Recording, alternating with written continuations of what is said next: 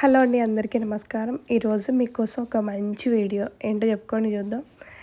ఏమి లేదండి, ఈరోజు రోజ్ వాటర్ని ఎలా ప్రిపేర్ చేసుకోవాలో చూద్దాం. సాధారణంగా మనం దేవుడికి పెట్టిన పువ్వులను పడేయకుండా ఈ విధంగా చేసుకుంటే ఇంకా మంచిది. నేనైతే దేవుడి దగ్గర పెట్టిన పువ్వులతోటి ఈ విధంగా చేస్తున్నాను. రోజ్ వాటర్ని మనం ఇంట్లోనే ప్రిపేర్ చేసుకోవచ్చు. ఏ విధమైన కెమికల్స్ కలపకుండా, ఏ విధమైన ఎసెన్స్ కలపకుండా ఇంట్లోనే హోమ్ మేడ్ రోజ్ వాటర్ని ప్రిపేర్ చేసుకుందాం. నాతో పాటు నాకు శాన్వి కూడా హెల్ప్ చేస్తుంది.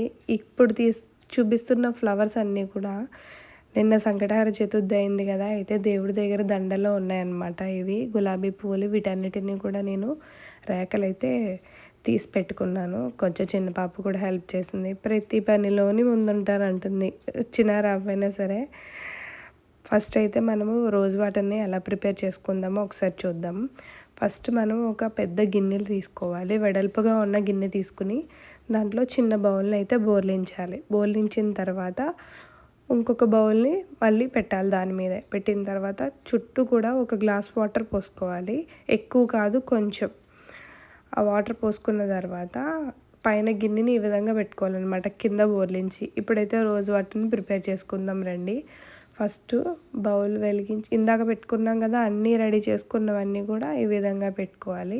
సిమ్లో పెట్టుకుని చుట్టూ కూడా బౌల్ చుట్టూ, కింద పెట్టిన బౌల్ చుట్టూ కూడా వాటర్ పోసాం కదా, ఆ వాటర్ మీద మనమైతే రోజ్ పెటల్స్ని వేసుకోవాలి. చుట్టూ వేసేసుకోవాలి. మనం తీసి పెట్టిన రోజ్ పెటల్స్ అన్నీ కూడా. పైన బౌల్లో అయితే మనం ప్రిపేర్ చేసుకునే రోజ్ వాటర్ ఈ బౌల్లోకి వస్తుంది. ఇది ఒక విధంగా మ్యాజిక్కే అనుకోండి.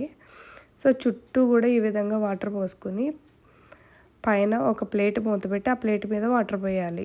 ఆ వాటర్ పోసి ఈలోపు మనము అది ప్రిపేర్ అయ్యేలోపు మనం శాన్వితో ఆడుకుందాం. శాన్వి పాప ఇంట్లో ఉంటే చాలా అల్లరి చేస్తుందండి. ఇద్దరు, సుబ్బు శాన్వి కూడా చాలా విపరీతమైన అల్లరి చేస్తారు. డే అంతా కూడా వీళ్ళతోటే నాకు గడిచిపోతుంది, పొద్దున్న సాయంత్రం కూడా. ఎంత అల్లరి చేస్తుందంటే నేను చెప్పలేను మాటల్లో, అంత అల్లరి చేస్తుంది. ఇప్పుడైతే రోజ్ వాటర్ అయ్యిందేమో చూద్దాం. పైన ప్లేట్ పెట్టుకున్నాం కదా, దీని మీద ఇలా వాటర్ పోసి పెట్టుకోవాలన్నమాట. వాటర్ అయిపోయినప్పుడల్లా కొంచెం యాడ్ చేసుకుంటూ ఉండాలి. సో ఇప్పుడైతే రోజ్ వాటర్ వచ్చేసిందండి. చూడండి, మూత తీసాను కదా, ఈ విధంగా మనకి బౌల్లోకి వచ్చిందే రోజ్ వాటర్ అనమాట. ఇది ప్యూర్ రోజ్ వాటర్. మనం బయట కొనుక్కునేవన్నీ కూడా వాళ్ళు కొంచెం ఎసెన్స్ అవి యాడ్ చేస్తారు. ఇదైతే ప్యూర్ రోజ్ వాటర్. దీన్ని మనం ఫేస్కి వాడుకుంటే చాలా బాగుంటుంది.